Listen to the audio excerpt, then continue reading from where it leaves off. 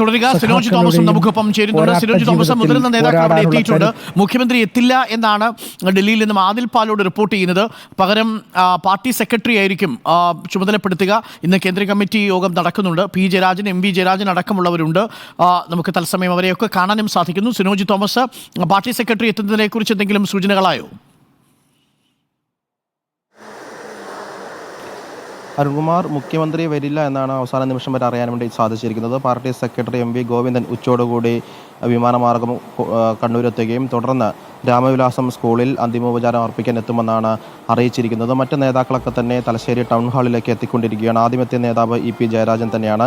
പിന്നാലെ മറ്റ് നേതാക്കളൊക്കെ തന്നെ ഇവിടേക്ക് എത്തിയിട്ടുണ്ട്. സ്പീക്കർ എൻ ഷംസീറുണ്ട്, എം പി ആയ വി ശിവദാസനുണ്ട്, പി ജയരാജനുണ്ട്, കോഴിക്കോട് CPM ജില്ലാ സെക്രട്ടറി പി മോഹനനുണ്ട്, എം സ്വരാജുണ്ട്. അങ്ങനെ നേതാക്കന്മാരൊക്കെ തന്നെ ഈ ടൗൺ ഹാളിലേക്ക് എത്തിക്കൊണ്ടിരിക്കുകയാണ്. DYFയുടെയും SFഐയുടെയും നേതാക്കളൊക്കെ തന്നെ ഇവിടെയുണ്ട്. നിരവധിയായ സാധാരണക്കാരായ പ്രവർത്തകരും ഈ ടൗൺ ഹാളിലേക്ക് എത്തിയിട്ടുണ്ട്. ഈ ടൗൺ ഹാളിൻ്റെ പ്രത്യേകത എന്ന് പറയുന്നത് ഒരു 2 വർഷം മുൻപാണ് ഇതുപോലുള്ള ഒരു വിലാപയാത്രയും അന്തിമോപചാരം അർപ്പിക്കാനുള്ള ഒരു സാഹചര്യം ഇവിടെ ഉണ്ടായത്. സഖാവ് കോടിയേരി ബാലകൃഷ്ണൻ അന്ന് വിടവാങ്ങിയ സമയത്താണ് ഈ ടൗൺ ഹാളിൽ ഇത്രയധികം ഒരു ആൾക്കൂട്ടത്തെ നമ്മൾ കണ്ടത്. അതിനുശേഷം ഈ ടൗൺ ഹാളിൻ്റെ പേര് തന്നെ കോടിയേരി ബാലകൃഷ്ണൻ സ്മാരക ടൗൺ ഹാൾ എന്നാക്കി മാറ്റിയിരുന്നു.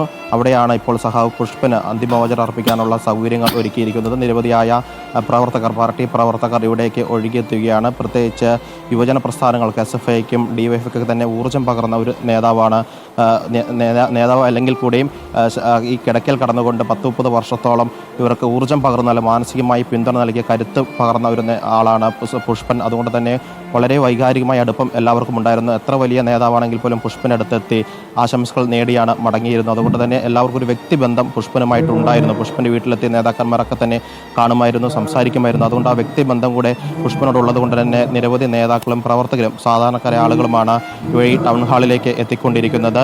വിലാപയാത്രയായി കോഴിക്കോട് നിന്ന് 8 മണിക്ക് പുറപ്പെട്ടു 3 മണിക്കൂർ സമയമെടുത്ത് വിവിധ സ്ഥലങ്ങളിൽ അന്തിമോപചാരം അർപ്പിക്കാനുള്ള സൗകര്യമുണ്ടായിരുന്നു.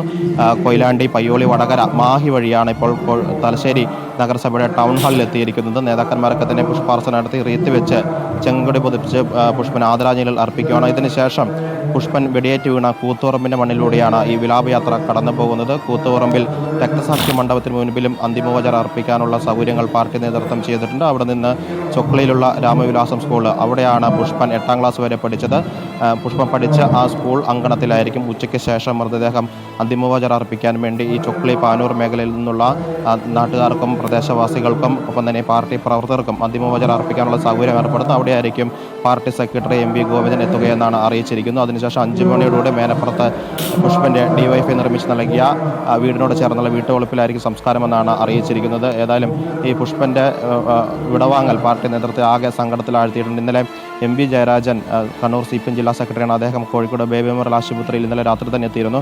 അദ്ദേഹവും ഈ കൂത്തുപറമ്പ് സമരത്തിലുണ്ടായിരുന്ന നേതാവാണ്. അതായത് എം വി ജയരാജൻ ആ സമരത്തിലൊക്കെ തന്നെ ഉണ്ടായിരുന്നു. അദ്ദേഹം വളരെ വികാരഭരിതമായിട്ടാണ് ഇന്നലെ രാത്രി സംസാരിച്ചത്. കാരണം 5 സഖാക്കളെ നഷ്ടപ്പെട്ടു. ഇന്നും ജീവിക്കുന്ന രക്തസാക്ഷിയായിട്ട് കഴിഞ്ഞ 3 പതിറ്റാണ്ടോളം ഉണ്ടായിരുന്ന പുഷ്പനും വിടവാങ്ങി. ആ സാഹചര്യത്തിൽ അദ്ദേഹം വിതമ്പിക്കൊണ്ടാണ് ഇന്നലെ രാത്രി പ്രതികരിക്കുന്ന സാഹചര്യം ഉണ്ടായത്. അദ്ദേഹം അന്നത്തെ ആ സംഭവങ്ങളൊക്കെ തന്നെ ഓർത്തെടുത്തുകൊണ്ടാണ് പ്രതികരിച്ചത്. കാരണം ഈ സംഭവം നടക്കുന്ന സമയത്ത് പുഷ്പന് 24 വയസ്സായിരുന്നു, ചെറുപ്പമായിരുന്നു. ഇപ്പോൾ വിടവാങ്ങുന്ന സമയത്ത് 54 വയസ്സ്. കഴിഞ്ഞ 30 വർഷത്തോളം കിടന്ന കിടപ്പിൽ ഒരു കിടക്കയിൽ കിടക്കുക. നമ്മളാണെങ്കിൽ പോലും എത്ര സമയം ഒരാൾക്ക് ഇങ്ങനെ കിടക്കാൻ വേണ്ടി കഴിയും. ആ സഹനം മാത്രം ആലോചിച്ചാൽ മതി അത് അനുഭവിച്ച ഒരു ബുദ്ധിമുട്ട്. കിടക്കയിൽ ഒരു 30 വർഷം ഒരേപോലെ തന്നെ കിടക്കുക. വൈദ്യശാസ്ത്രത്തെ പോലെ അത്ഭുതപ്പെടുത്തിയ ആളാണ് പുഷ്പൻ എന്ന് പറയുന്നത്. കഴിഞ്ഞ 2 വർഷത്തോളമായി അദ്ദേഹം ചികിത്സയിലായിരുന്നു. കഴിഞ്ഞ ജൂലൈ അവസാന വാരത്തിലാണ് തലശ്ശേരിയിൽ ആശുപത്രിയിൽ പ്രവേശിപ്പിക്കുന്നത്. തുടർന്ന് കഴിഞ്ഞ മാസം ആദ്യ വാരത്തോട് കോഴിക്കോടേക്ക് മാറ്റുന്നു. നീണ്ട പോരാട്ടം, കിടക്കൽ കടന്നുകൊണ്ട് പോലും അദ്ദേഹം നീണ്ട പോരാട്ടം നടത്തി അതിനെ അതിജീവിച്ച് വന്ന ഒരു നേതാവാണ് സഖാവ് പുഷ്പൻ എന്ന് പറയുന്നത്. അതുകൊണ്ട് തന്നെയാണ് യുവജനങ്ങൾക്ക് പ്രത്യേകിച്ച് ഒരു പോരാട്ട വീര്യം നൽകുന്നത്. പുഷ്പൻ എന്ന് പറയുന്ന ഒരു സാധാരണക്കാരായ ചെറുപ്പക്കാരനായിരുന്നു. SFഐയിലൂടെ വന്ന് DYFയിൽ ചേർന്ന് ബാല്യത്തിൽ വളരെ പാവപ്പെട്ട ഒരു കുടുംബത്തിൽ ജനിച്ച പുഷ്പന് 8ാം ക്ലാസ് വരെ മാത്രമേ പഠിക്കാൻ സാധിച്ചുള്ളൂ. തുടർന്ന് ഒരു പലചരക്ക് കടയിൽ ജോലി ചെയ്യുന്നു. ബാംഗ്ലൂരുള്ള ഒരു പലചരക്ക് കടയിൽ ജോലി ചെയ്യുന്ന സമയത്താണ് ഈ കൂത്തുപറമ്പ് സമരം നടക്കുന്നത്. അതായത് അന്ന് UDF സർക്കാരിൻ്റെ കാലത്ത് സർക്കാരിൻ്റെ ഈ സ്വാശ്രയ വിദ്യാഭ്യാസ നയത്തിൽ പ്രതിഷേധിച്ചാണ് യുവജന സംഘടനകൾ വലിയ പ്രതിഷേധങ്ങൾ നടത്തിയത്. അങ്ങനെ കൂത്തുപറമ്പിൽ സ്വന്തം നാട്ടിൽ നടക്കുന്ന DYFI സംഘടിപ്പിച്ച സമരത്തിലേക്കാണ് പുഷ്പൻ 2000-ഓളം വരുന്ന ആളുകൾക്കൊപ്പം സമരത്തിൽ പങ്കെടുക്കാൻ വേണ്ടി വരുന്നത്. കണ്ണൂർ കൂത്തുപറമ്പ് റോഡിൽ വെച്ചാണ് ഈ സംഭവം നടക്കുന്നത്. ആ വെടിവെപ്പിൽ അന്നത്തെ മന്ത്രിയായിരുന്ന MV രാഘവനെതിരെ കരിങ്കൊടി കാണിക്കാൻ വേണ്ടി പോയ പ്രതിഷേധം ഇന്നലെയും MV ജയരാജൻ ആവർത്തിച്ചിരുന്നു. നേതാക്കന്മാരൊക്കെ പലതവണ ആവർത്തിക്കുന്നതാണ്. അന്ന് സംഭവം ഉണ്ടാകുന്ന സമയത്തൊക്കെ തന്നെ പോലീസുമായി ചർച്ച ചെയ്തതാണ്. ഞങ്ങൾ കരിങ്കൊടി കാണിച്ച് 5 മിനിറ്റ് കരിങ്കൊടി കാണിക്കും, ഞങ്ങൾ പിൻവാങ്ങുമെന്ന് അറിയിച്ചാണ്. പക്ഷേ പോലീസ് അന്ന് മനഃപൂർവ്വം സർക്കാർ നിർദ്ദേശം അനുസരിച്ച് വെടിവെച്ചെന്നാണ് CPM-ന്റെ ആരോപണം. അത് ഇന്നലെ MV ജയരാജൻ പറഞ്ഞുകൊണ്ടാണ് അദ്ദേഹം വിതമ്പിയത്. ആ വെടിവെപ്പിലാണ് 5 സഖാക്കളെ അവർക്ക് നഷ്ടമായി. ഒപ്പം ഇപ്പോൾ 30 വർഷത്തോളം അതിജീവിച്ചു നിന്ന സഖാ പുഷ്പനെയും പാർട്ടിക്ക് നഷ്ടമായിരിക്കുന്നു. അതുകൊണ്ട് തന്നെ എല്ലാവരും വളരെ സങ്കടത്തിലാണ്. നിരവധി ആളുകൾ ഈ ടൗൺ ഹാളിലേക്ക് വന്നുകൊണ്ടിരിക്കുകയാണ്. ഏതായാലും വൈകിട്ട് 4:30 വരെ പൊതുദർശനം പല സ്ഥലങ്ങളിലായി വിലാപയാത്രയായിട്ടുണ്ടാകും. ഈ ജില്ലയിൽ നിന്നും പുറമേ നിന്നുള്ള ആളുകളൊക്കെ തന്നെ എത്തി പുഷ്പനെ അവസാനമായി ഒന്ന് കാണാനും പുഷ്പാർച്ചന നടത്താനും അന്തിമോപചാരം അർപ്പിക്കാനും സൗകര്യം പാർട്ടി നേതൃത്വം ഒരുക്കിയിട്ടുണ്ട്. വിവിധ നേതാക്കളും ഇവിടേക്ക് എത്തുമെന്ന് അറിയുന്നു. സ്ത്രീകൾ ഉൾപ്പെടെയുള്ള പ്രവർത്തകർ വന്ന് അന്തിമോപചാരം അർപ്പിക്കുന്ന കാഴ്ചയാണ് തലശ്ശേരി ടൗൺ ഹാളിൽ കണ്ടുകൊണ്ടിരിക്കുന്നത്.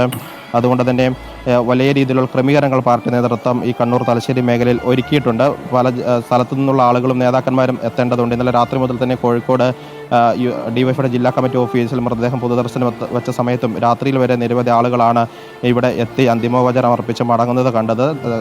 കോഴിക്കോടൊപ്പം തന്നെ കണ്ണൂരേക്ക് വരുന്ന വഴിക്കൊക്കെ തന്നെ നിരവധി ആളുകൾ റോഡിൻ്റെ ഇരുവശങ്ങളിലും എത്തി ഇവിടെ അന്തിമോപചാരം അർപ്പിക്കുന്നത് ഞങ്ങൾ വഴിയരികിൽ നിന്ന് കണ്ടിരുന്നു. അങ്ങനെ എല്ലാ ആളുകൾക്കും ഒരു സുപരിചിതമായ മുഖമായി പുഷ്പൻ മാറിയിരുന്നു. ഒപ്പം അന്ന് ഈ കൂത്തോർമ വെടിവെപ്പിൽ കൊല്ലപ്പെട്ട KK Rajeevan, KV Roshan, V മധു, C ബാബു, ഷിബുലാൽ എന്നീ പേരുകൾക്കൊപ്പം തന്നെ പുഷ്പനും ഇനി ഒരു രക്തസാക്ഷിയായി മാറിയിരിക്കും. ഇത്രയും കാലം നമ്മൾ ജീവിക്കുന്ന രക്തസാക്ഷി എന്ന് പറയുന്നു.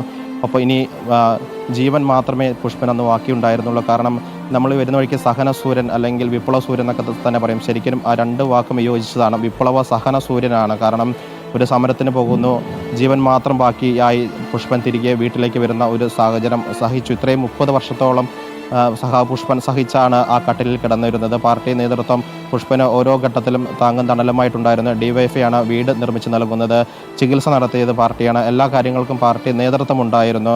പാർട്ടിയിലെ ഓരോ കാര്യങ്ങളും വരുന്ന മാറ്റങ്ങളും ചർച്ചകളും വിവാദങ്ങളൊക്കെ തന്നെ പുഷ്പനെ കൃത്യസമയത്ത് പാർട്ടി നേതൃത്വം എത്തിച്ചറിയിച്ച് നൽകിയിരുന്നു. കാരണം പാർട്ടി കുടുംബത്തെയും പുഷ്പനെയും പാർട്ടിയോടൊപ്പം ചേർത്ത് നിർത്തിയാണ് ഇത്രയും വർഷം മുന്നോട്ട് കൊണ്ടുവന്നത്. അങ്ങനെ പാർട്ടിയാണ് എല്ലാ സൗകര്യങ്ങളും ചെയ്ത് നൽകിയത്. ആ പുഷ്പൻ്റെ വിടവാങ്ങൽ പാർട്ടിയെ ആകെ ദുഃഖത്തിലാഴ്ത്തിയിരുന്നു. അതുതന്നെയാണ് ഇന്നലെ മുഖ്യമന്ത്രി ഉൾപ്പെടെയുള്ള ആളുകൾ ആ രീതിയിൽ വലിയൊരു നേതാവ് അന്തരിക്കുമ്പോൾ വിടവാങ്ങുമ്പോൾ നടത്തുന്ന ഒരു ദുഃഖകരമായ പ്രസ്താവനകളിലൂടെയാണ് നേതാക്കന്മാരൊക്കെ തന്നെ പുഷ്പന്റെ വിടവാങ്ങലെ നമ്മൾ ഇന്നലെ ആ പ്രതികരണത്തിലൂടെ കണ്ടത്. അത് തന്നെയാണ് സൂചിപ്പിച്ചതുപോലെ വിപ്ലവ സഹന സൂര്യൻ, കൂത്തുപറമ്പിന്റെ രക്തതാരകം പുഷ്പൻ ഇനിയില്ല. പുഷ്പന് അന്ത്യയാത്രാമൊഴി നൽകുകയാണ് പ്രിയപ്പെട്ട സഖാക്കൾ. ഇപ്പോൾ മുതിർന്ന നേതാക്കളുടെ സാന്നിധ്യത്തിൽ മൃതദേഹത്തിൽ പാർട്ടി പതാക പുതപ്പിച്ച് തലശ്ശേരി ടൗൺ ഹാളിലാണ് പൊതുദർശനം നടക്കുന്നത്. കൂത്തുപറമ്പ് രക്തസാക്ഷി മണ്ഡപത്തിലും ചൊക്ലി രാമവിലാസം സ്കൂളിലും അല്പസമയത്തിനുള്ളിൽ പൊതുദർശനമുണ്ടാകും. വൈകിട്ടോടെ മേനപ്പുറത്തെ വീട്ടുവളപ്പിൽ പുഷ്പൻ എരിഞ്ഞടങ്ങുകയും ചെയ്യും. വിവരങ്ങളുമായി അർജുൻ കല്യാടും ഒപ്പം സിനോജ് തോമസുമാണ് നമുക്കൊപ്പം ചേർന്നത്.